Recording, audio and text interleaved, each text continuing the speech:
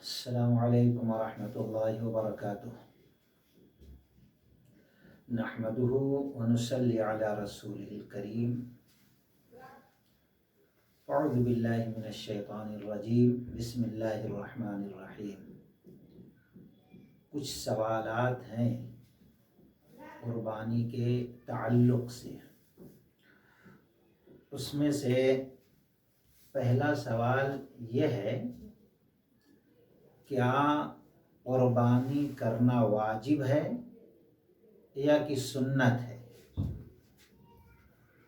تو کچھ لوگ کہتے ہیں قربانی کرنا واجب ہے، ضروری ہے، اور کچھ لوگ کہتے ہیں قربانی کرنا واجب نہیں ہے، سنت مؤکدہ ہے۔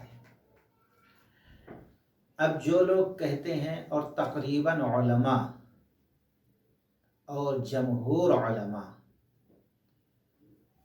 اسی کو راجح قرار دیتے ہیں کہ قربانی کرنا سنت مؤکدہ ہے، یعنی اللہ کے نبی صلی اللہ علیہ وسلم نے قربانی کرنے کی تاکید کی ہے۔ دلیل یہ ہے، مسلم شریف کی روایت ہے کہ سلمہ رضی اللہ تعالی عنہا کہتی ہیں کہ اللہ کے نبی علیہ السلام نے فرمایا اذا دخل العشر واراد، کہ جب ذی الحجہ کے 10 دن شروع ہو جائیں تو جو ارادہ رکھتا ہے قربانی کرنے کا، تو یہاں اللہ کے نبی علیہ السلام نے کہا جو ارادہ رکھے، تو گویا یہاں مشیت پر ہے، چاہت پر ہے۔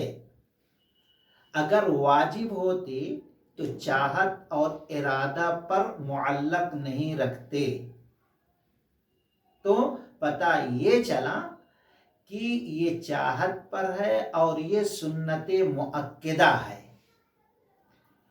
لیکن عبداللہ بن عمر رضی اللہ تعالیٰ کو وہ حدیث بھی سامنے رکھنا چاہیے جس میں یہ ہے کہ اللہ کے نبی علیہ السلام 10 سال مدینہ کی زندگی گزارے اور 10 سال میں ہمیشہ آپ قربانی کرتے رہے۔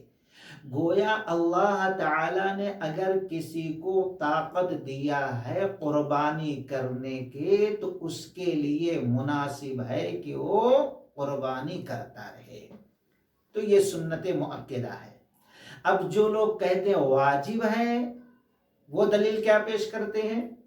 ابن ماجہ کی روایت ہے کہ رسول اللہ صلی اللہ علیہ وسلم نے فرمایا من کان لہ سعۃ ولم یضح فلا یقربن مصلانا، کہ جو شخص قربانی کی طاقت رکھتا ہے اور قربانی نہ کرے وہ ہمارے عیدگاہ کے قریب نہ آئے۔